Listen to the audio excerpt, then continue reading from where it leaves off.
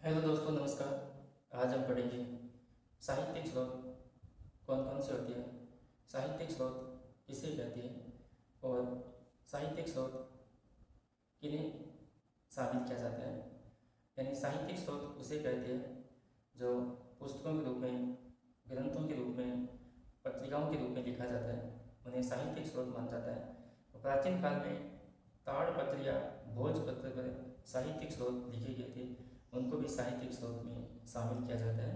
जो पुस्तकों के रूप में है, ग्रंथों के रूप में है, पत्रिकाओं के रूप में है, उनको साहित्यिक स्रोत में शामिल किया जाता है।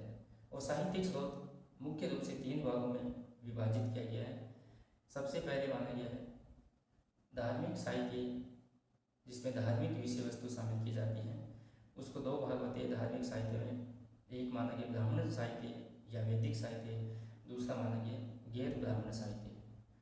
और साहित्यिक स्रोत का दूसरा भाग है लौकिक साहित्य, जो स्थानीय स्तर पर लिखा गया है उसे लौकिक साहित्य कहते हैं। इसके भी तीन भाग माने गए हैं। एक नंबर माना गया है राजनीतिक इतिवृत्त, दूसरा भाग माना गया है नाटक, और तीसरा भाग माना गया है जो जीवन चरित्र या किसी के जीवनी लिखी है राजाओं के बारे में, उसको शामिल किया जाता है जीवन चरित्र। तीसरा भाग माना गया है विदेशी साहित्य। इसके अंतर्गत विभिन्न समयों में भारत आने वाले विदेशी यात्रियों के द्वारा जो साहित्य लिखा गया है उनको शामिल किया जाता है विदेशी साहित्य के अंतर्गत। आज हम इसका अध्ययन करेंगे साहित्य स्रोतों के बारे में।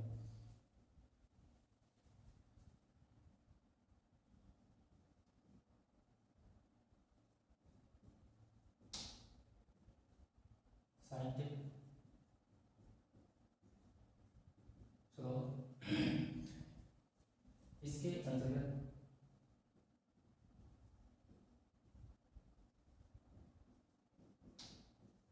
इसके अंतर्गत समस्त प्रमाणिक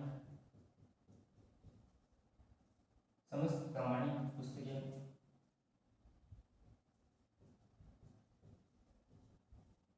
व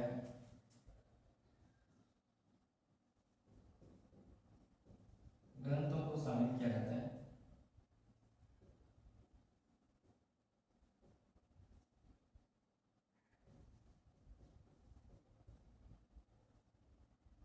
किया जाता है यानी समस्त प्रमाणिक पुस्तकें ग्रंथों को शामिल किया जाता है।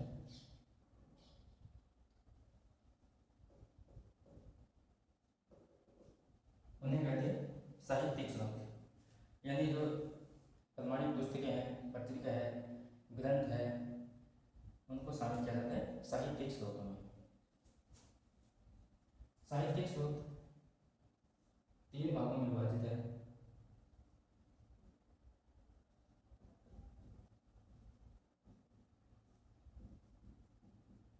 साहित्यिक स्रोत तीन भागों में विभाजित है।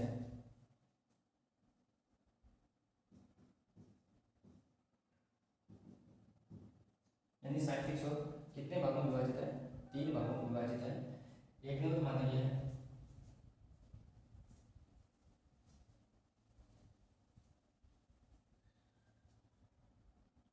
यानी साहित्यिक स्रोत तीन भागों में विभाजित किए गए। सबसे पहले धार्मिक साहित्य।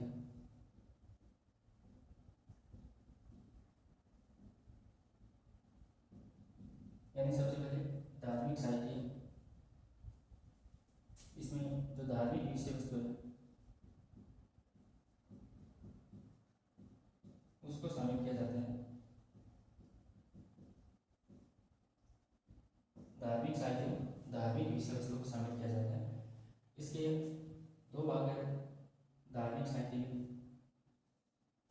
एक नंबर माना गया है ब्राह्मण धर्म, ब्राह्मण साहित्य या वैदिक साहित्य।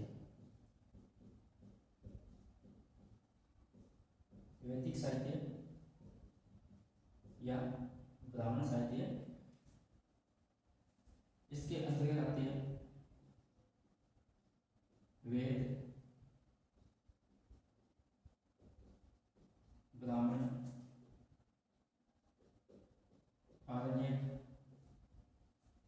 उपनिषद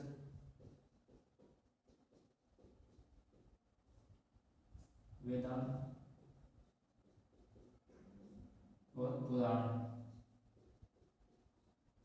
ये इनको मान लिया ब्राह्मण साहित्य, वैदिक साहित्य माना गया। वेद है, ब्राह्मण है, आर्निक है, उपनिषद है, वेदांत है, पुराण है, इनको मान लिया धार्मिक साहित्य के अंतर्गत ब्राह्मण साहित्य या वैदिक साहित्य। दूसरा भाग है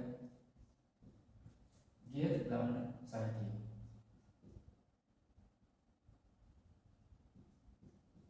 गैर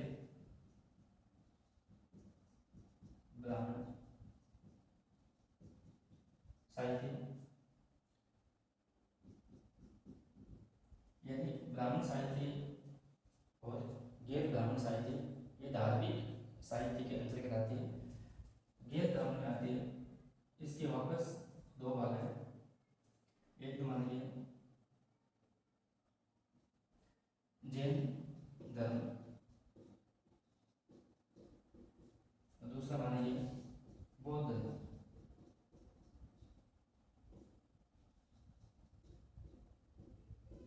इनको मानिए गैर ब्राह्मण साहित्य, जैन धर्म, बौद्ध धर्म, इनको शामिल किया जाता है गैर ब्राह्मण साहित्य। अब दूसरा पढ़ेंगे धार्मिक के बाद दूसरा है लौकिक साहित्य।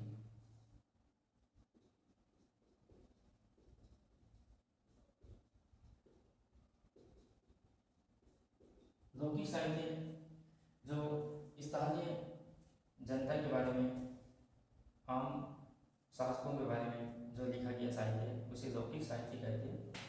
इसके तीन भाग हैं लौकिक साहित्य के। एक नंबर मानेंगे राजनीतिक इतिवृत्त,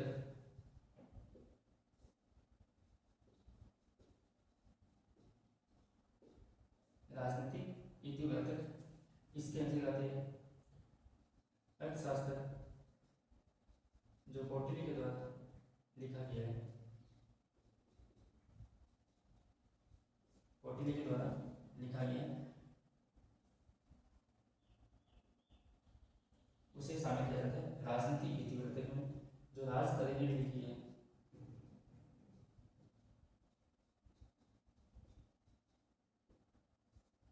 कल्याण के द्वारा,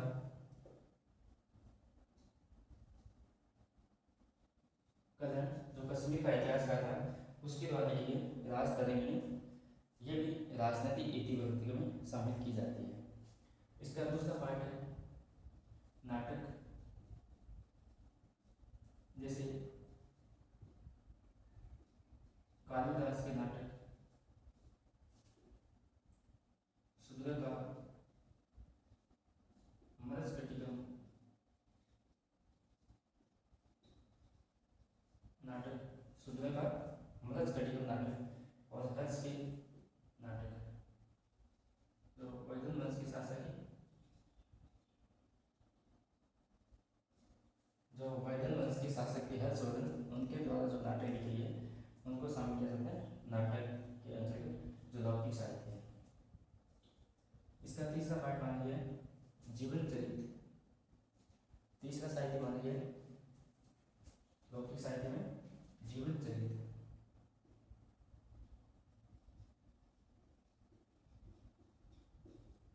यानी किसी राजा के बारे में या व्यक्ति के बारे में जीवनी लिखी जाती है उसे जीवन चरित्र कहते हैं, ऑटोबायोग्राफी जिसे बोलते हैं इंग्लिश में।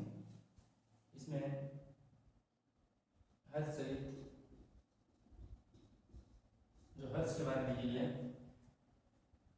हर्ष चरित्र जो हर्षवर्धन का शासक था उसके बारे में लिखे वानपट्टनी, और रामपाल चरित्र और कुमारपाल चरित्र,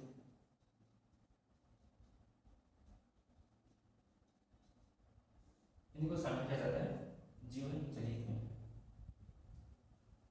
अब तीसरा पार्ट है विदेशी साहित्य।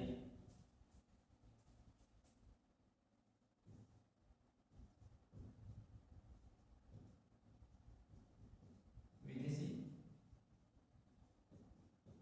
साहित्य यानी इसके विदेशी यात्री के द्वारा जो साहित्य लिखा गया उसको शामिल किया जाता है विदेशी साहित्य के अंतर्गत। यानी जो भारत आने वाले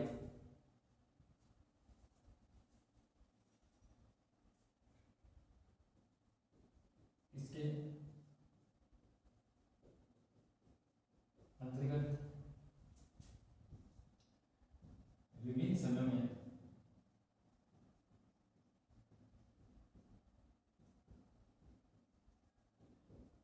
भारत आने वाले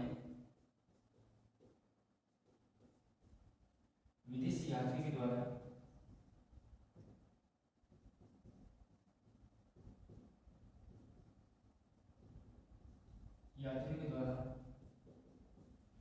लिखा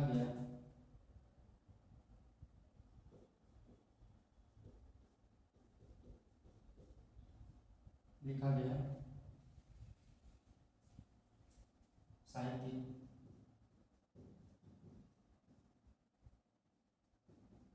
जैसे मेगास्थनीज है जिसने इंडिका लिखी थी,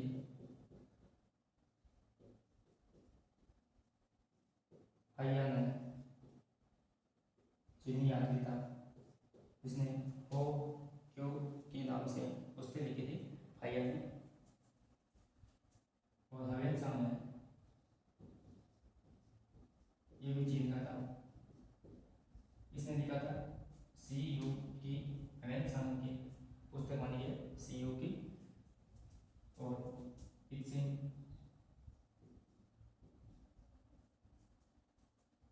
अल-बरूनी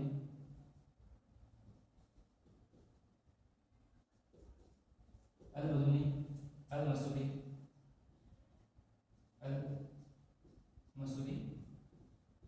इत्यादि इनको शामिल किया जाता है विदेशी साहित्य के अंतर्गत।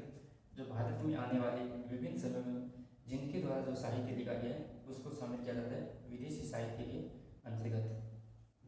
यानी आज हमने पढ़ा साहित्यिक स्रोत किसे कहते हैं, कितने प्रकार का होता है और कौन कौन से होते हैं, इसका आज हमने अध्ययन किया था। Thank you so much.